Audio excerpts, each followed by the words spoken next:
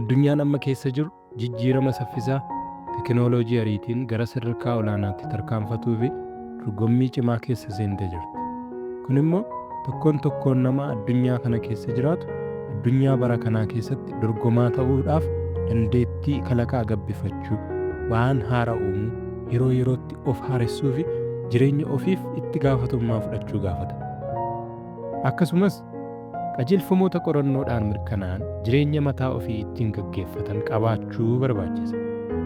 Sammuun qabeenya guddaa namni tokko uumamaan fudhatee dhalatu yoo ta'u, namni kamiyyuu jireenya isaa bu'aa qabeessa gochuudhaaf akkaataa itti sammuun isaa dalagu qalbeeffachuu qaba.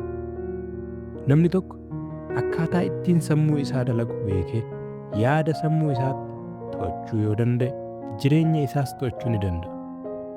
Imala milkaa'inaa nama tokkoo kan murteessu yaada inni sammuu isaa keessatti deddeebisee yaadudha. Jireenya dhuunfaa kee, ogummaa kee fi jireenya hawaasummaa kee keessatti wantoota hedduu milkeessuu ni dandeessa.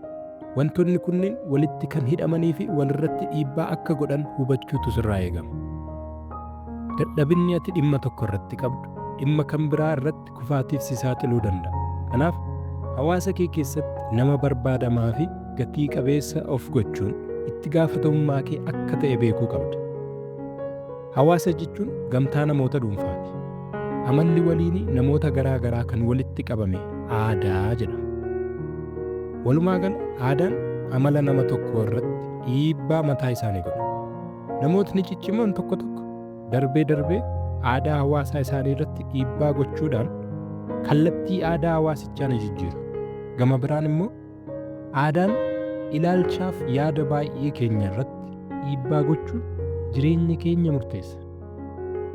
Mee akkaataa itti naannoo ilaalchaa fi amala keenya irratti dhiibbaan godhu haa ilaallu. Daa'imni tokko wayita dhalatu sammuun isaa akka waraqaa adiiti.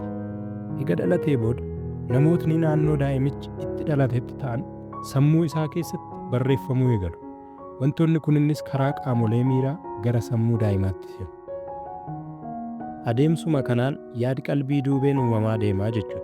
Kana jechuun ilaalchaaf amalli daa'imaa gara aadaa hawaasichaatti bocamuu eegala jechuudha. Adeemsa kana keessatti wantoota namatti tolaa fi baay'ee nama gaddisiisan lamatu ta'a. Daa'imni tokko wayita dhalatu walaba ta'ee dhiibbaa tokko malee walaba ta'ee yaada mataa isaa yaaduun dandeettii mataa isaa adda baafachuu fi jireenya isaa egeree murteeffachuuf carraa qabaachuun isaa waan namatti tolu yoo ta'u iyyuu eenyummaa daa'imni kun uumamaan fudhatee dhalatu dhiibbaa namootaatiin manca'uu fi ukkaanfamuun isaa immoo waan baay'ee nama gaddisiisudha.